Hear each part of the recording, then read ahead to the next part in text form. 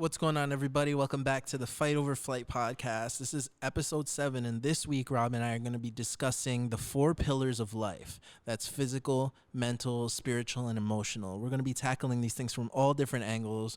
Even going to be talking about the Joker and Kayne West and things like that. So just come with us for this ride, for this journey. If you like it, comment, subscribe, and please enjoy. We can't wait to hear your feedback. All right, what's up, my brother? Oh man, I'm hanging, man. I missed this thing. Yeah. I missed it. I was anxious to get back on here and just keep chatting. Can we talk about the episode with your mom? Amazing. How cool was that, man? Dude, right after that episode, I was like, I just want to shoot it again. Yeah. And go through the whole experience again. I mean, I can only imagine what it must have been like for you as her son, just hearing your mom's story, like in detail. Was that the first time you heard it all linearly like that? All in one shot. All in one shot? Because it's kind of like I just have been living it. Right. And then as the older I got, the more she was able to tell me. Right. And more I was witnessing and what was going on. Right. But to compress it into one day. Yeah. It's I mean, if nothing else, it's an amazing memory to have and like just to have recorded too. Yep. And really, what we talk about a lot on the podcast is experiences and enjoying the moment. That was an amazing, beautiful moment. Yeah. We were just hanging out. We were doing behind the scenes stuff, just like shooting videos. She was sitting on the couch taking pictures. It was just like a great, great thing. And I actually, after it got kind of put to my mind that anybody we interview, we should have them give their experience of the interview. Like do like a little separate video of them just giving it, because for all week she was talking about it. Like how it actually helped her. Wow. She cried so we recorded on a Saturday? Yeah. I think it was like Wednesday or Thursday. She cried to me. It was like, I just feel so free. I'm just so glad I spoke about this. I never thought I could tell so many people. And that's the thing too. Like a lot of people that go through these really intense experiences, when they finally do come out and talk about it and are honest with themselves about it, it's very therapeutic. It changes the way they approach everything in life. Yep. And that was kind of, we wanted that, but we didn't have interviews, so we didn't know if that was going to happen. Right. We knew the listeners were going to be impacted because listeners have been reaching out to us ever since we started. Mm-hmm. But we wanted that twofold, like the listener to feel, to feel free and to feel better and to understand. Yeah. But we also wanted the speaker to kind of have that therapeutic experience. Yeah, because we want it to be good for the people that are coming and sharing, Exactly. We want it to be. And on that same note, we had a group text from our very good friend, Anthony. And I didn't even think about this, but how much it must have been impacting for people who know people who are struggling with the same things. Right. Cancer or death in the family, something like that. And so just him texting us, like just supporting us and being like, oh, that was so moving because I know his sister has cancer. It's crazy to think that it can impact somebody like that. I know, and it just connects us all. Yeah. And that's something that it's like the beauty in the chaos. Right. Is that we can be connected through relate. all channels, and we can relate. And it just comes from being, free. Like you have to have that, and it's one of the things we're going to talk about, that emotional connection to people. You have to allow yourself to have that, because we're connected through our experiences, through our traumas, through our resiliency, through everything, as long as we can be, open about it. Yeah, I mean, I love the subject that you picked for today, because I think it speaks to how we can all impact each other, but how all parts of our life are important to kind of meld together and become something that we work on each individual thing, so we can become a whole person and experience life in like the deepest way possible. That's right. Yeah, man. And it's all like interconnected. And before we dive into it, I kind of want to give a little sidebar message. Yeah. I love I know you do too, the text messages, the calls. Because kind of talk about Anthony, we're getting text messages, we're getting phone calls, we're getting DMs. People are just reaching out to us, and it's overwhelming sometimes.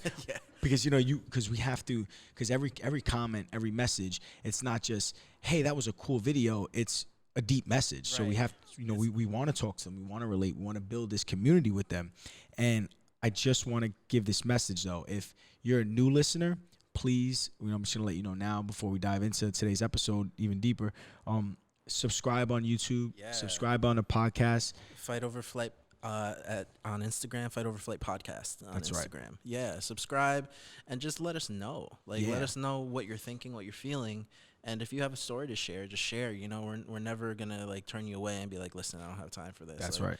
Yeah. Every story is meaningful. And, yeah. you know, and like you're messaging, and if you're not new to the podcast, if you've been following us since the beginning and you haven't subscribed or you haven't, you know, commented on the app, on the podcast app or on the YouTube app, you know, the selfish reasons we want this to reach the darkest corners of this earth. That's right. And just the way the algorithms work on YouTube and on the podcast app, they want to see good ratings. Mm-hmm. They want to see engagement on their sites. So yes, we love the text messages, keep them coming. Right. We love the private messages, keep them coming. But if you can just, you know, rate us on the podcast app, you know, subscribe to us on there, subscribe to us on YouTube, just so the algorithms can say, wow, this is some meaningful stuff. Let's send it to the world. Right. The algorithm gods of YouTube. Right, exactly. Yeah, take that leap, guys. Come on. Yeah, come on. Give us some PDA. Pause right now. Subscribe. We're just going to wait until you do. Have you done it yet? All right, now that the commercials are over. Yeah, for church announcements. Yeah. So, let's dive into, we're going to be talking about the 4 pillars of life. What do you think the 4 pillars really are, if you had to narrow them down to like categories? So there's just so many. I mean, you could think of a million different words, but I think it always comes down to the general, the foundation, I should say, is physical realm, spiritual, mental, and emotional. I love that. I totally agree. I think that anything that happens in life can be categorized into those 4 things. And there's overlap in them too, but for the most part, major events in your life are definitely going to be included in one of those 4. Yeah, and I want to talk about, to me, the most important one. Let's dive into the most important one first. And I look to you to answer it because I've known you for a few years now, and you're one of the most spiritual people that I know. Because it's not religion to you. Right. You know, so when we talk about being spiritual, it's not just, oh, I'm a Christian. No, it's like you have a deep relationship with God. Right. And you kind of like question God, and then you go back to God because so it's an interesting dynamic that you have. So let's talk about the first thing about it's like being spiritual. Yeah, I think one of the big fundamental misunderstandings with religion and with spirituality is that it's rules that are binding you from doing things that you like. Right? Like, I'm not allowed to do this because I'm now religious. And I think that's been so just kind of, it's been played out over and over and over again in every kind of media and cultural, what's the word I'm looking for? Commentary. And for me, it's less about that and more about the general principles of how the universe operates, right? So for me, Christian principles make the most sense to me. It's just, there is a God, and somehow he created humans. Humans took it upon themselves because of evil to mess up, essentially. Right. And there needs to be some sort of redemption. There needs to be some sort of salvation because we all need it. We're all flawed. We all make huge mistakes, and we need something to help us out of that outside of ourselves. And to me, that just makes the most sense. It makes more sense than karma. It makes more sense than other things. And you know, I think a prime example of the way culture reacts to spirituality is the thing that's been going on with Kanye. You know, and people. You're a big fan of Kanye. Oh, man, let me tell you, when I first started listening to hip hop, you know, the College Dropout was the album I never stopped listening to, and like you could hear it from his first album to here. I'm gonna go into like music critique now. It was a known progression. Like his first single on the radio was Jesus Walks. You know, so. To me, the way culture reacts to what he's doing now, which is pretty much just being openly Christian, is very funny because it's the same way your kind of friend circle react when you say, hey, I'm going to church now. Right.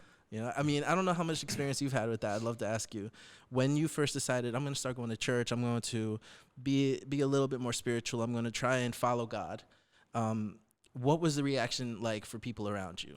In the beginning, and I'll be honest, I was embarrassed to say I was going to church because I started going to House of Worship, December of 2017. Okay. No, December of 2016. And no, December 2017. Yes, December 2017 for Riley's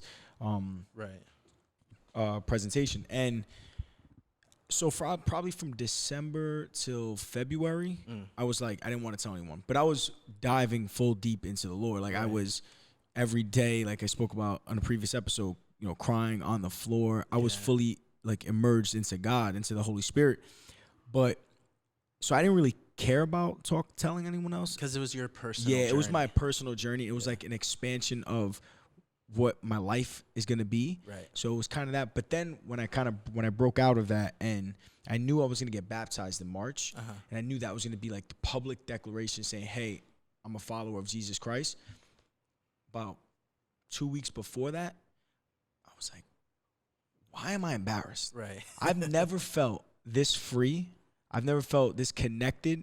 I've never felt this powerful in my life than I had in December, January, and February, even though I was like a mess. Yeah. Right? Well, that's the funny part, like right? I'm a mess, but I was more powerful than ever before. Yeah. The time where you feel the most connected and the most alive, like there's this new thing in my life and it's so exciting. That's the time when you're also the biggest mess. It's crazy. So you're shouting from the rooftops, hey, I'm going to church now. But at the same time, people are looking at you like, yeah, but this is going on with you. This is going on with you. This is going on with you. And it's that typical cultural Christians are hypocrites kind of mentality. Because what Christianity does, in my opinion, is that it sets a bar. It sets a goal, a target. And when you miss that target, it's easy for people to go, oh, you missed the target. When in their own lives, when they don't have Christianity, there's no target, so you can't miss. Yeah, it's true. and because I didn't really answer your question properly, but when I did tell them, so my close group of friends, I have probably like 4 really close like guy friends. They were all in. They went to the baptism. They were all in, and they're not super supportive. Yeah, and they're not Christians. I mean, they believe in God, but they're not like they don't go to church or anything. Right. But they just supported me. Where my true test was when I put it on social media. Because I said, you know what? Social media is full of twerking videos, sex, crime. It's full of, anxiety. People mumble rappers. Yeah, it's full of things that I wouldn't look at as this is going to expand my life. This is going to help me. This is going to feed my mind. Right. So I said, I'm going to change my platform for social media, and I'm just going to let everyone know that I'm a follower of Christ and see what happens. And that for me was a big jump. And I thought I was going to get a lot of, what's this? And no, actually people started asking me, hey, what church do you go to? They were asking, hey, I've been looking for a church. People I don't even speak to. Wow. Because I was playing the worship music. I was playing some of Pastor Chris and Pastor Liz, some of their preachings. Right. And people like, wow, I needed that. Wow. And now I'm posting on Instagram and this is helping you, I might be onto something. Right. And the deeper I got into my spirituality and the deeper I got into following God and reading the Bible, I just realized we're here to be the face of Jesus Christ. Right. So we're here to spread the good news. We're here to reach the darkest corners of this earth. Right. And you can't do that without having a strong foundation in God. Right. I don't think you could change anyone's life without having some type of spirituality. Right. Like a deep-rooted meaning of life. Well, that's the thing, right? It's like any kind of fundamental, meaningful change has to be rooted in God somehow. Or if not, what is the point of it, right? Exactly. That's where, like, my objection, and I always say this is going to be a meme at one point, my objection to nihilism is so strong because I was so stuck in that. Like, I think I've told you before, I don't know if I've said it on the podcast, but, like, up until 22, I was an atheist, like diehard atheist. It's crazy. I went to Catholic school, but like I would do things just to spite religion. And your mom is here's because your mom is like, we call her Mama Jessie because she is like she's like our spiritual mother in House of Worship. Well, that's the thing too. Like she started going to church a year before me. And I started going, but on the low. I didn't go to her church. She went to Beth Israel in Wayne, I think. Gotcha. And I just started going. I didn't tell her until like I felt like kind of the same way you were saying. It was private until it was time to get baptized. It's like, all right, now I have to kind of tell people. I told her the day before, like, come and watch me get baptized. And she didn't even know I was going to church. And then she came to Howe for the first time. She never left, But yeah, so that's what I feel is going on a national level with what's going on with Kanye. He's bringing this topic to the forefront, and it's been a part of American life since forever, since its inception. The principles of Judeo-Christian fundamentals, you know, and he's just bringing that topic back up because it's been, for the past maybe 100 years, it's been about getting away from those traditions. Now it's just like to have somebody that's in the public eye say, I want to bring back those traditions. People are losing their minds. They're like, what are you talking about? Right. But people are split. It's like either shut up and play music or welcome to the family. And that's it's funny because I spoke to a couple of people. They posting about him saying, how can Kanye West, didn't Kanye West sell his soul to the devil? How can Kanye West, think about all the music he made prior to this, how could he now all of a sudden be a follower of Christ? And I told him, I go, well, what are you talking about? Right. Most people, God works in most people when they're at rock bottom. Yeah. So he was mentally like, I have to go back to God, because he used to, with Jesus Walks, he was a big follower of Christ. Yeah, and his mom was. Yes, and I don't know if you know this, but he was a big follower of Christ. His mother was a big follower of Christ. When she passed away, that's when he lost it. Yeah. That's when he really lost it. And you got to understand, he lost his mother. He was a mama's boy. Yeah. He lost his mom. I mean, he would write songs with her name in it all the time. I know, Donda, and you got to understand, he probably was fighting with God at that point. Right. Now, I don't know. I've never spoken to Kanye. Kanye, if you're listening, hey, come on the podcast. But he was, I could imagine if I lost my mom and I was such a deep follower of Christ, I'd be angry at God. Yeah. I'd be angry with him. Right. I'd do dumb things, but you always find your way back to Christ. You find your way back to your home. Right. And God, if you're broken, people, this is the conversation I was having with people. I think it was like 2 or 3 people I was talking to. If you're a sinner, if you're broken, if you don't know what's going on in life, if you're all the way to the left or to the right of where you're supposed to be and you're not on the right path, that's where God will do miracles. Right. That's where God's going to work. And he's a gentleman. Yeah. He's not going to walk into your door unless you open it. Yeah. God's waiting there. He's knocking on your door. No matter how much you're sinning, no matter where you are in life, no matter what's going on, you don't need to be the 100% ready for God. No. God's 100% always ready for you. All you have to do is open the door and welcome him into your life. People say, I don't feel God, or I don't really feel the Holy Spirit. Well, that's because you're not allowing him to fully come in. Right. Allow the Holy Spirit, open the door to Jesus Christ, allow the Holy Spirit to work in you, and I guarantee you will see things move in your life. Yeah. Without a doubt. So, I think that's one of the big misunderstandings about the gospel, right? Is that how does somebody who is X, Y, and Z doing all these crazy things all of a sudden become the saint or whatever? Yep. You're such a hypocrite because a year ago you were doing this. But that's the thing with God, is he's not a micromanager. He's not some big CEO sitting behind a desk saying you have to do this, this, and that. It's just about the decisions you make.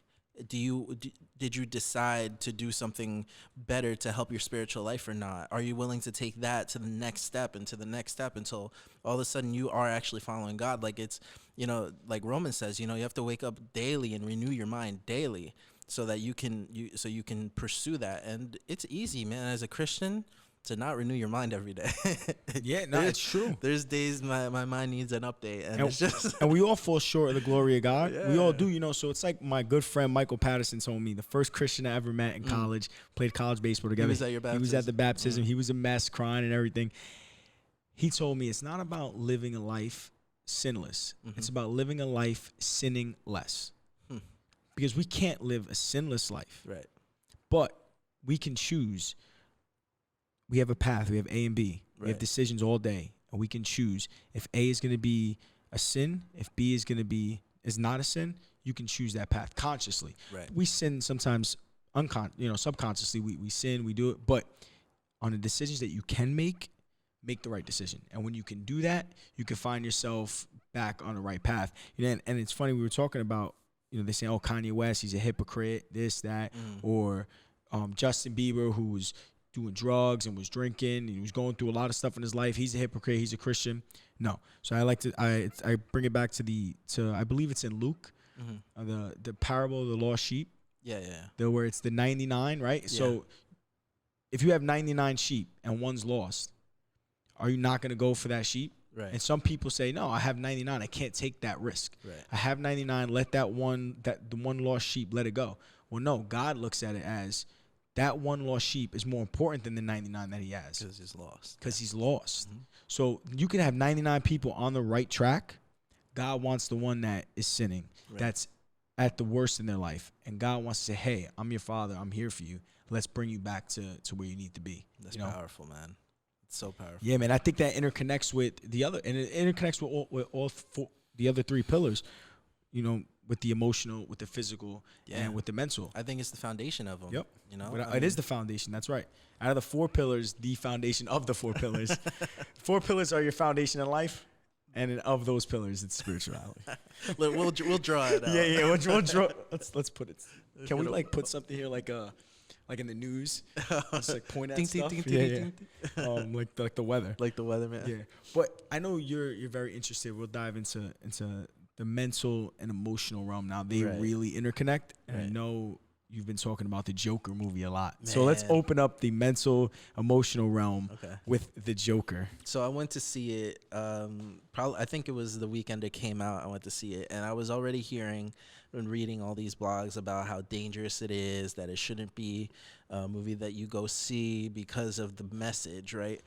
The arc of the Joker is just watching a man go from a sad, lonely, single, depressed man who has some mental issues evolving into just a psychopath. And that's the arc of the movie. Like, there's no redemption at the end. There's no happy parts to the movie. The most you'll get is a couple chuckles. He's an amateur comedian at that. And so some of his jokes are like ironically funny. You know, they're just like, they're funny because they're not funny. Right.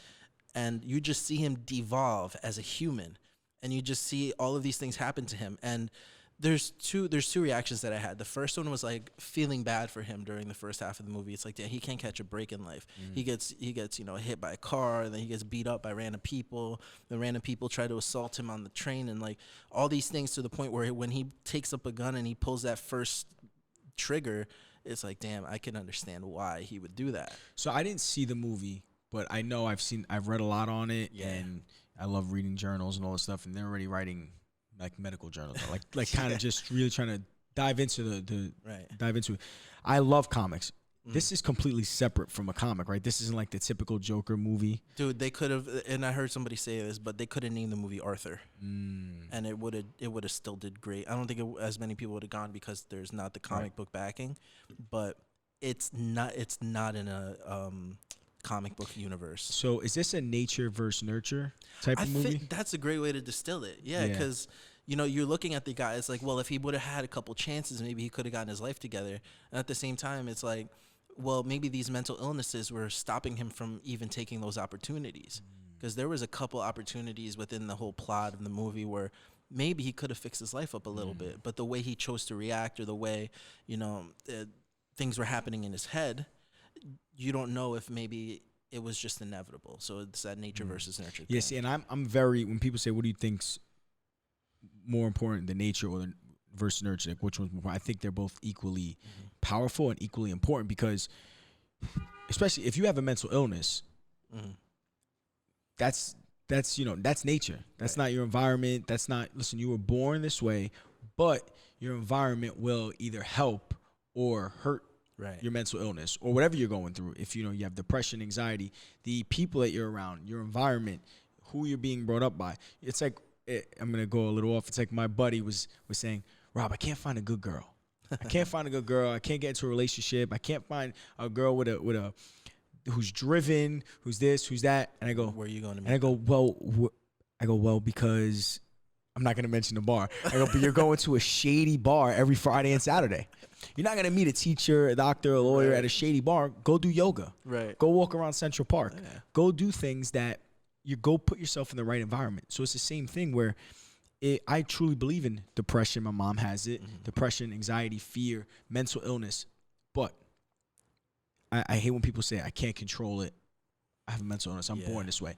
No, you can. Because even though you are struggling with mental illness, if you're not exercising, if you're not around the right people, if you're not being mindful, if you're not spiritual, if you're not putting yourself every day in the right situations to spiral up, you're going to spiral down. So it's a contributing factor. Yeah. And it's also, some people are just raised in a house where there's no parents. Right. And everything's against them. And this is something for the listeners. If you have the power to just help one person, do it. Right. Because that 8th grader that has no parents, that's being raised by his grandparents, that is really struggling, maybe it might be a coach, a football coach, a baseball coach that can help out, or a teacher. If you're a teacher right now, think about what you could do in someone's life. Yeah, and if you're somebody young and you feel like I can't control this depression, I always feel like I'm anxious, I don't know what to do with myself, I don't know why I feel this way, look around and find the most positive person. They might be annoying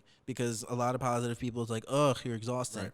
Right. But that's just your embedded negativity that's not letting you be attracted to positivity, right? Look for that most positive person and glue yourself to them. Yes. Just be around them. What makes them tick? Why are they so positive? And don't be surprised if they're flawed too, because they're going to be flawed humans.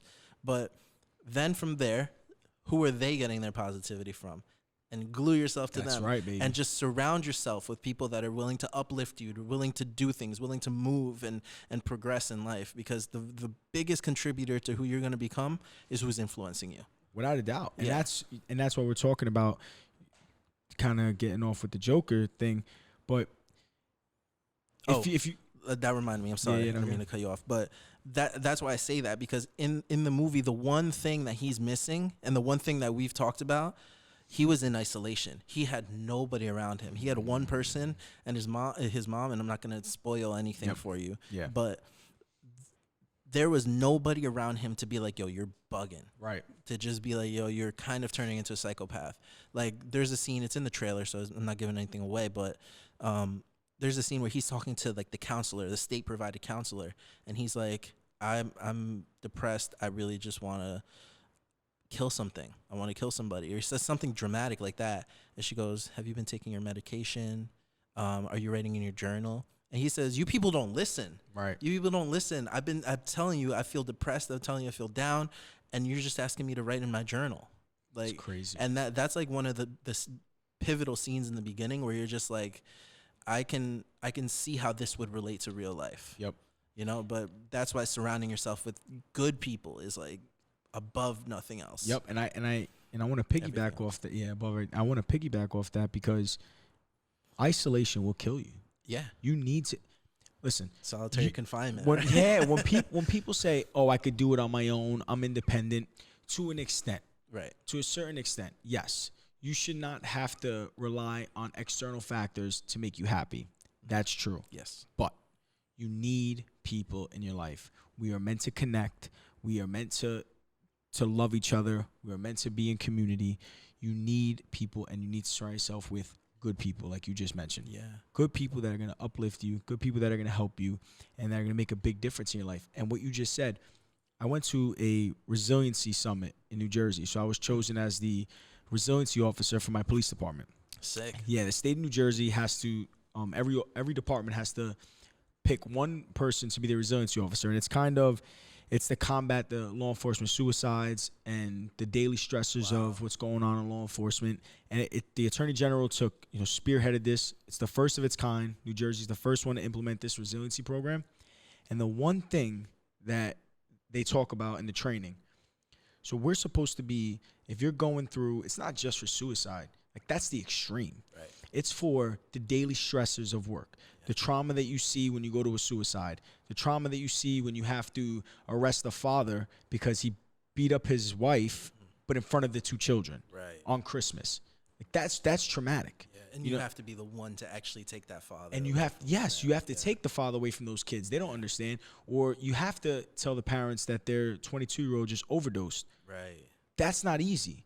But that's every day trauma building up. And we have no one to talk to. There's that, I always mention the cop to cop. Yeah. But it's so hard to just pick up the phone and take that big step and say, I'm going to call cop to cop. Right. So the Attorney General said, we're going to pick someone in every department, and it's going to be, you can go to them.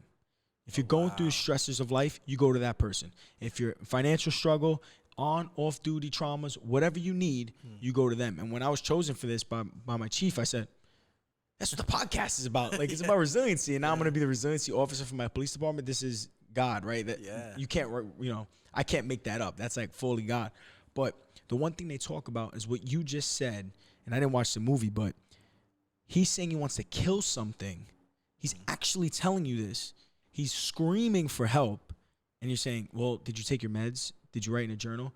There's no human connection there, and you are missing the signs. Yeah. So it's like in real life, the listeners right now, who in your life are you missing the signs on? Yeah, and just to go off of that, I always talk about the friend that I lost a few years back. My best friend growing up. It's still questionable how everything happened, but it was a mixture of self-harm, alcoholism, and opioids. And one of the signs for suicide is people start getting really neat and tidy, and they start closing all their ends, and they start giving their things away to people. Now, a year before that happened, he gave me like half of his pedal collection, which is like guitar pedals, because I play guitar. And he gave somebody else his laptop. He was giving me clothes. Like, he doesn't have style. So so I was like, I don't want this. He's like, dude, just take it. I'm like, okay. But had I known those signs, things would have been a lot different. One of the last texts I ever had with him was about God, was about spirituality. And he was always the person right next to me, being super like anti-religion, being all these things. And I posted something on Instagram, and right after I posted, he texted me. And just started asking me questions about the afterlife and about God, and if God this, then why that? You know, I won't go into details. And then I didn't even think about it until like a month after everything happened. I was like, damn, he asked me, you know. And there was another friend, he wasn't as close, but from that same post that I made, he started arguing with me in the comments about it. And thank God I kind of like stayed cool, because I would have felt like garbage if, you know, we ended on a bad note. But yeah, right after that. Yeah, that's he killed himself. Man, that's crazy. Yeah. So those signs are super important. I'm so glad you said that. Those beginning signs. Yeah, and any area of it's the beginning, the middle, the end, it's never too late to help someone. And it doesn't even just have to be suicide, because people say, oh, you know, that person's not going to commit suicide. I'm talking about, where are you not paying attention to in your friends' lives? Right. If your friend's going through something financially, let's stop asking people, hey, how are you doing? Because you're just going to get the I'm fine answer. Right. Let's start asking people, what are you going through? And whatever it is, let's go through it together. That's good. I'll cry with you, baby. Let's go. You my boy, I'll cry with you. You know, you my friend. Let's do, because you know what? The simple how are you doesn't cut it. Right. People are hurting, and people need you. So whether you're listening and you're hurting, because we're all hurting, we need each other. Help someone, and they'll help you, and build a really strong relationship with each other in order to really thrive, you know? So, and that's that nurture, man. Let's nurture each other. Yeah, I love That's that, big. man. I mean, that was mental, right? Yeah, that and emotional. And emotional. Yeah, they really, you know, go together very, I mean, all four of them go together very well, but those two are intertwined pretty tight, because you have to be emotionally free, right? Because if you're emotionally free, then you can express yourself. You could be willing to ask those hard questions, right? And if you don't, so if you're like emotionally blocked off, you can't ask the important questions.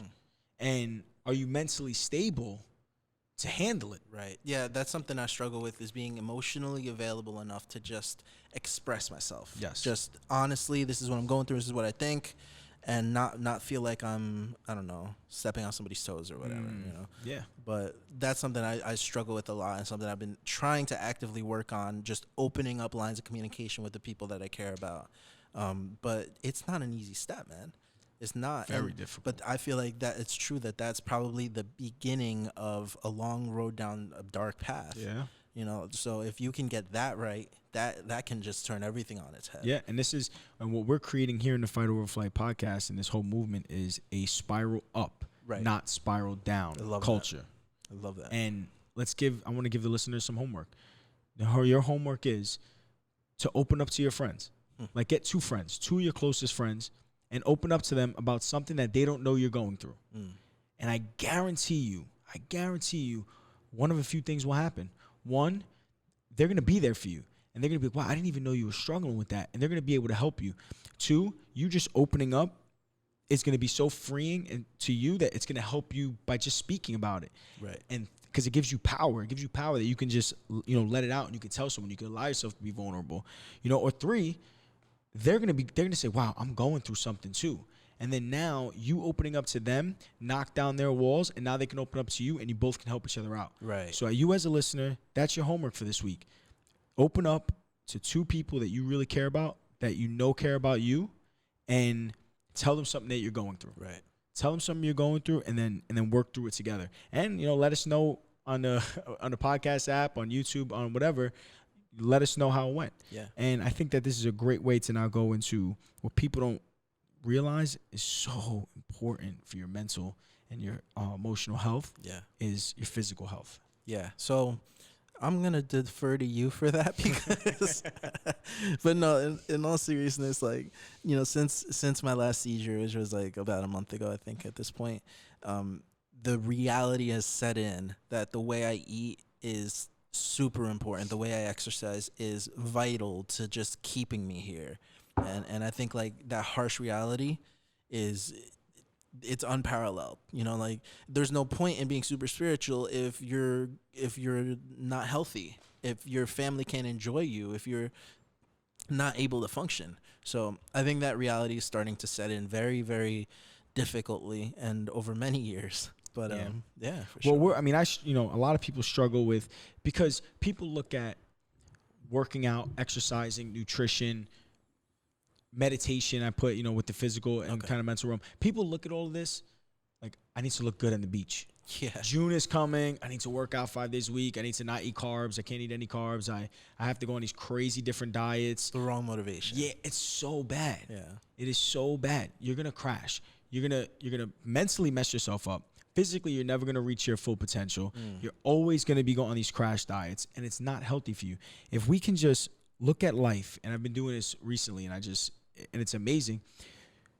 Look at life as, for the physical aspect, as just being the healthiest you could possibly be. Right. So that's exercising for function. So, yes, it's good to do curls and bench press and that stuff, but exercise for function. Go upstairs, run upstairs. Run mountains, do boxing, kickboxing, do movements where if you have to pick something up, you're not going to blow your back out. Right. If you're going to play with your kids, you can move, you could be agile, you could take steps to the left, right? You could do lateral movements. Right. So incorporate functional training into, you could do the bodybuilding type training, but incorporate the functional aspect. Do self-defense. Keep yourself protected. Put yourself, when you can physically train, and this is like, for me, what works. And you can physically train at a point where you're just exhausted, like a boxing class or kickboxing class or jiu-jitsu, like a martial art. This is why I love martial arts, because when you're training, you're so exhausted. You don't think about, oh, man, I got to pay my bills tomorrow. Right. You don't think about, oh, I'm so anxious about this job. You don't think about all the relationships that I'm going through. And because in the gym, sometimes your mind can take over, and then you don't have that mind-body connection. But when you're functional training and you're just like pushing it through the wall, and you're just focused on breathing, So I think that if you change why you're working out to, I have epilepsy, which, dude, when I saw you have epilepsy and I saw you in a hospital, that was scary, man. Yeah. You were wrapped up on all these monitors and your head was wrapped The up. EEGs, and man, that was scary. And it shouldn't take a point like that for anybody in their life. Listen, you could do everything right physically and still get a disease or anything, still get an illness. It's going to happen. But when you can put the proper nutrition, proper nutrients in your body, when you can train on a daily basis, when you can meditate, when you can go in the sauna, and you can really be diving full into your wellness, your physical wellness, when you do get the disease or when you do get sick, your body is now prepared for those battles. Right. So I always look at it like, you should be training now with the right nutrition, with the right physical training for the battles that have yet to come. That's such a good way to look at it, man. Because life is movement. My mom spoke about it on the podcast last week. She, for 2 years, didn't even want to leave the house. Yeah. She was so depressed, contemplated suicide. We just started by walking 1 block, 2 blocks. Before I would go to work, I'd walk with her. After work, walk with her. Now she walks everywhere, and she still going to the doctors twice a week, but she's defeating everything now. Right. She's happy. Her mood's changing, and it's because she's having that spiral up effect by movement. you can't stay stagnant. You can't stay home. You have to move. You have to put your body in motion. We were made to walk this earth, to hunt, to that's what we were made for. We weren't made to sit on a couch and watch Netflix for 6 hours. That's true. That's not what we were made for. So if you want to really optimize your health and your wellness, you have to dive into physicality. Right, man, I'll do it. Damn. Yeah, that's it, dude. So let me ask you this then. All right. Because it's easy for me. Yeah. Because I love training. Yeah. It's fun for me. I've done it my whole life. I've played sports. Let me ask you, what do you think stops people that, because you say like you're not in the best physical shape. Yeah. Right. So what stops people from saying, I want to go to because you want to. Yeah. Everyone wants to be healthy. Mm-hmm. What like is that barrier?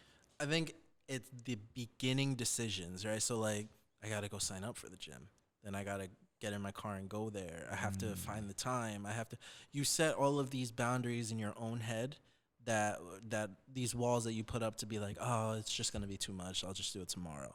You know, instead of just kind of streamlining it and saying it's one decision, I'm going to go to the gym. Instead of thinking of it that way, you're like, damn, I got to go home. I got to get changed. I got to do this. I got to sign up. Then I got to get there. I think that fundamental switch between it's all of these different steps and then switching your mentality to, I just got to get there. That's it. Because for me personally, once I'm there, once I'm working out, I enjoy it. Like I really do. I grew up, doing martial arts. Yep. So like I understand what a good workout feels like and what that escapism feels like, where you're just focusing on one thing. It's just you, and if you're like sparring with somebody, it's just you two in that freaking ring. There's no world around you. And I miss that. I think it's just a matter of like all the schematics that people go through. And the everyday stresses of life. Yeah. So it has to become it has to be like just saying, why do we pray to God every day? Well, because it's the most important thing in our life. Right. So if we just have to prioritize our health, because I tell you what, and this comes from experience, I would go to the gym for 2 weeks and then I'll stop for like 2 or 3 weeks because I would get discouraged. Right.